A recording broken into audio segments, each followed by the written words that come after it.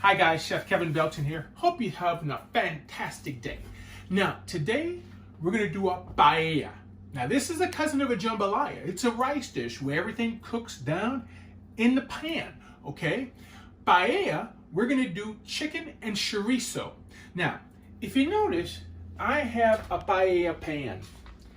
It's wide, it's flat on the bottom, it's got a couple of handles. Often this goes into the oven.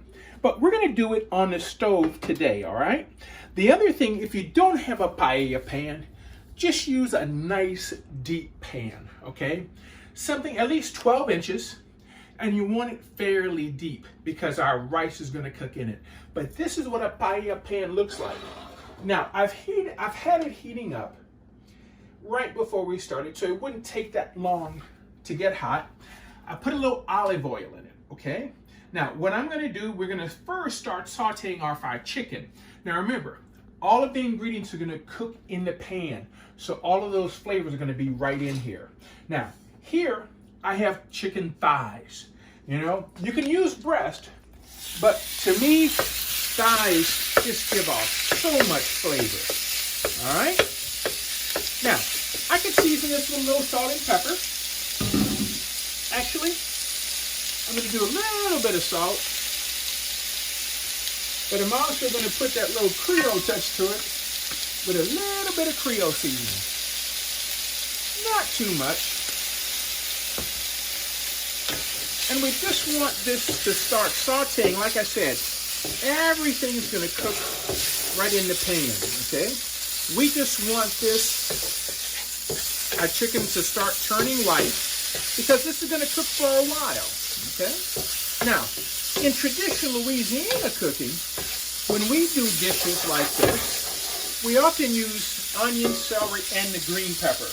Well, for this dish, I'm only going to use onion, and I'm using red bell pepper, okay? And of course, we have some minced garlic there to go with it, all right?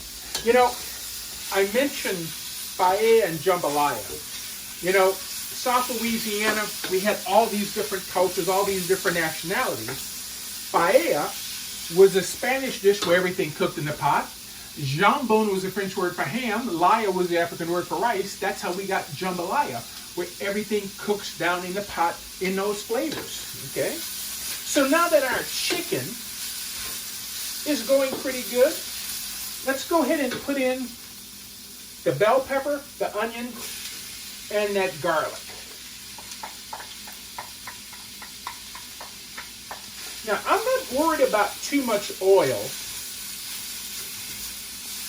because, you know, when things stick to the pan, the moisture is going to have everything come up off the bottom. And I don't want this to saute too long. You know, only for maybe not even a minute because this has to cook longer. Now, while this is sauteing, I mentioned chorizo. Chorizo is a Spanish sausage, and you can either get it firm and sliced, but I couldn't get it firm and sliced, so this is ground chorizo. Basically, I had sauteed this off earlier to get rid of some of the oil, and this has just been sauteed, took it out of the pan, and I have it resting here. If you find a firm chorizo that's smoked, just slice it real thin and put that in at this point now, okay? The other thing that makes paella so different is saffron, okay? And if you've seen saffron, you know, let me hold it up. Mommy, if you can get I'm going to try to hold it still so you can get a close-up of that.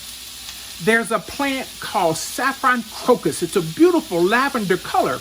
But if you ever notice on a plant, when it blooms, sometimes right in the center of these little arms come out, that's called a stamen. And what this is the stamen from that saffron crocus. Now, if you don't have saffron, that's okay. You can use turmeric as a substitute. Now, in something like this, turmeric will give the color, but it also, you don't want it to have a strong flavor. So for something like this, I may use a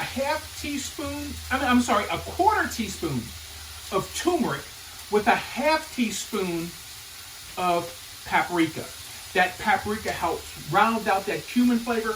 Plus, The cumin will give color, just like the saffron here gives color to the paella. So let's get our chorizo in.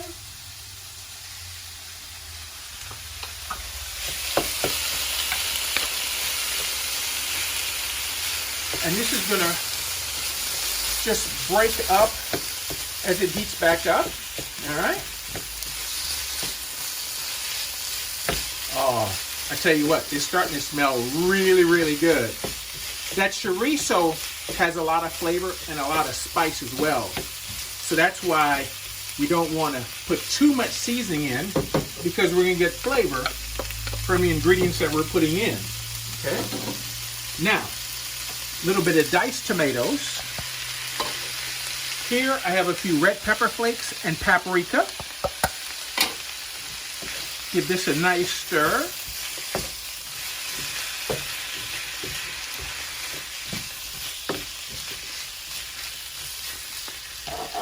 All right, now, what I have here, if you notice, this is almost turning yellow.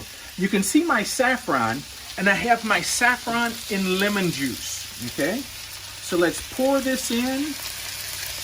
And you may say, I can't believe something that small gives off so much flavor. Well, yes it does. Not only does it give us flavor, it gives us color. So, in goes our rice. And I have 2 cups of rice. And I'm just going to get our rice stirred around. And once this rice is in here really good, we'll put in our stock. I have 4 cups of chicken stock.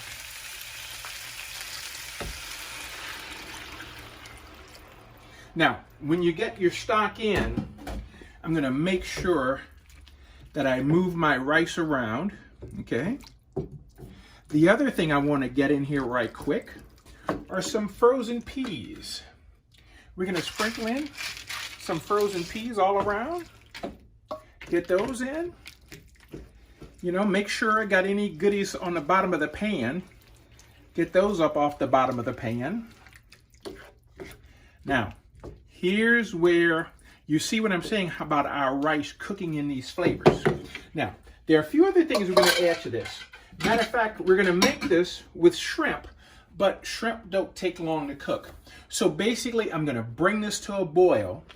Then I'm going to turn it low and let it simmer for about 25 minutes. After those 25 minutes, I'll stick my shrimp down into the rice and cover it and let it rest for 10 minutes. And while it's resting, because it's so hot, our shrimp will cook. So you see, this is barely starting to come to a boil. I'll let it get up to a good boil, then we'll turn it down and let it simmer for 25 minutes. It's time to get our shrimp in. You can see the moisture has totally cooked from on the top. There's very little left at the bottom. So I want to go ahead and just take our shrimp and just nuzzle them right down on in. I just like to make a little crease, pop them down in there. And remember, we're going to cover this, okay? And this will, the shrimp don't take long to cook. We don't want them overcooked. Now, if you had your shrimp already cooked, you can just add them in right at the very end. All they have to do is go in long enough to reheat that way. But here, we're going to go ahead and have them finish cooking. Get a few more right here in the middle. You can see that rice, how good that rice looks. All right, get one more right here. Here we can get one over here. Another one right down in here. Boy, I tell you what, the smell is incredible. And we have one more shrimp. Let's see where to put this one. I think we have a little spot right here. Oh, there's one down in there.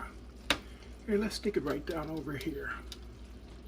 So now, what I'm going to do now is go ahead and turn our fire off.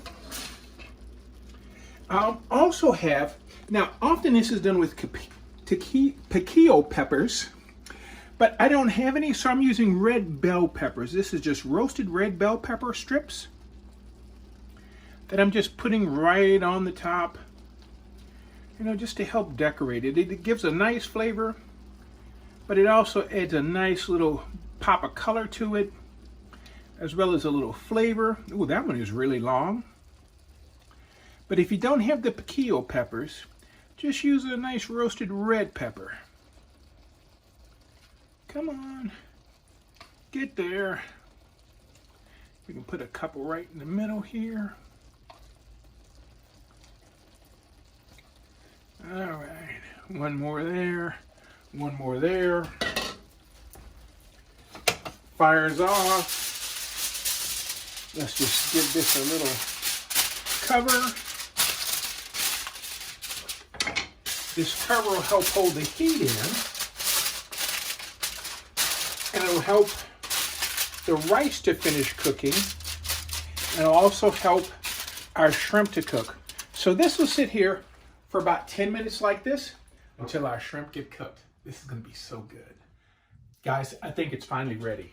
Now, typically this is made with a medium grain rice, but the only thing I had was a long grain rice, and that's what I used, a long grain rice. Look at our shrimp. Our shrimp are nice and pink. You can see how that heat finished the rice. Look at how fluffy the rice is right there. It's nice and fluffy. And now, all we have to do, I love lemon. And one thing about paella, it's really nice just to go ahead, put some lemon slices around, because when you get your portion, you could squeeze some fresh lemon on top of it. So here is our chicken and chorizo paella with a few shrimp thrown in. I tell you what, try this recipe, it's really good. Thanks for hanging out with me today and cooking. Keep washing those hands and masking up and staying safe. For WLTV, I'm Chef Kevin Belton, and we will see you soon.